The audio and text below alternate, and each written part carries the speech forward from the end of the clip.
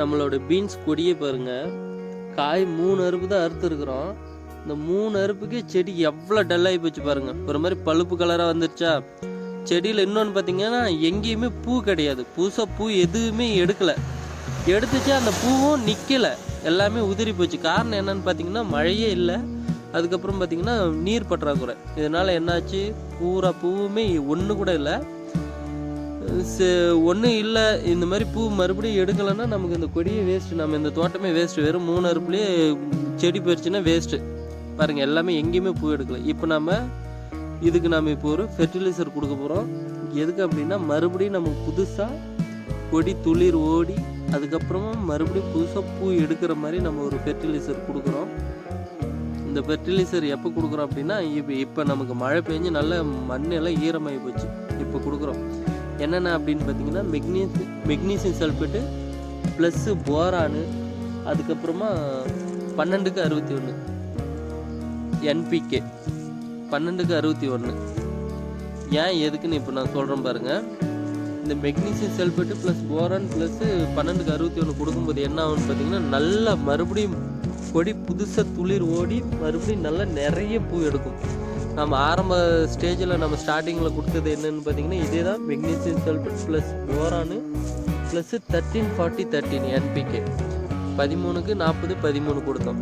அதில் நைட்ரஸ் 13% இருக்கும், பாஸ்பரஸ் 40% இருக்கும், பொட்டாசு 13% இருக்கும். இது எதுக்குன்னா பூ எடுத்து அதுக்கப்புறம் அது பிஞ்சாக நமக்கு உருமாறி வரக்கு, பிஞ்சு ஊறுறதுக்கு தான் அந்த லாஸ்ட் 13 பொட்டாஸ் 13 சேர்த்து கொடுக்குறோம். ஆனால் இதில் என்னென்னு பார்த்தீங்கன்னா 12/61 12% நைட்ரஸ் இருக்கும் செடி கொடி துளிர் நல்லா வரக்கு.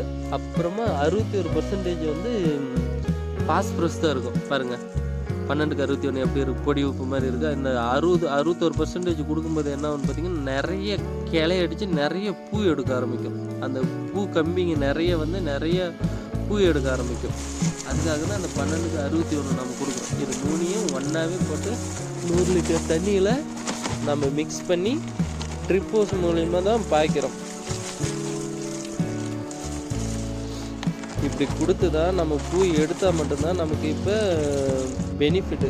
அப்படி இல்லை இந்த 3 அறுப்புக்கே கொடியெல்லாம் டல்லாகி போச்சு அப்படின்னா நமக்கு தான் லாஸ். ஏன்னா நம்ம இவ்வளோ தூரம் கஷ்டப்பட்டு எடுத்துகிட்டு வந்து வெறும் 3 அறுப்பில் கொடி போயிடுச்சுன்னா எல்லாருக்குமே, நமக்குன்னு இல்லை எல்லாருக்குமே.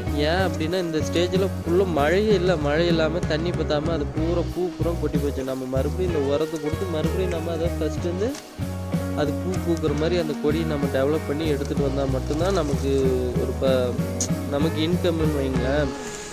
இல்லைன்னா அந்த தோட்டமே வேஸ்ட்டு தான், பிடுங்கி போட்டுற வேண்டியதான்.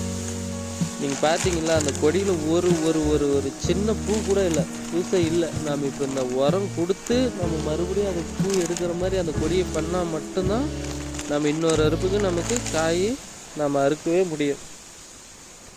இது 3ஐயும் பாருங்கள் ஒன்றா போட்டு நம்ம கலந்துக்கிறோம். Magnesium sulphate plus boron plus 12/61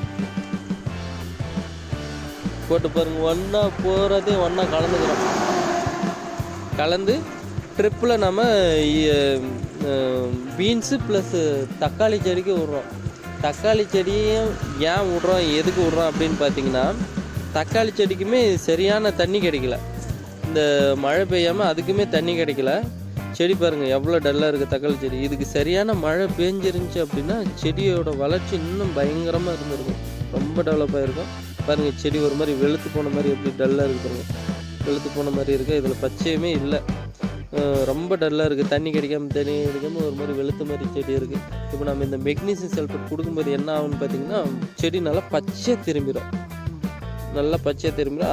அது மட்டும் இல்லை, தக்காளி செடியோட கொனையில் பாருங்கள் துளிரில் பூ எல்லாம் கட் ஆகுது வெயிலுக்கு. அந்த பூவோட அந்த அடிப்பகுதி கருகி அப்படி கீழே விழுது. இந்த மெக்னீசியம் சல்ஃபேட்டும் போரானு கொடுக்கும்போது என்ன பண்ணுவோம், போரான் அந்த பூ காம்பை நல்லா வலுவாக வச்சுக்கும்.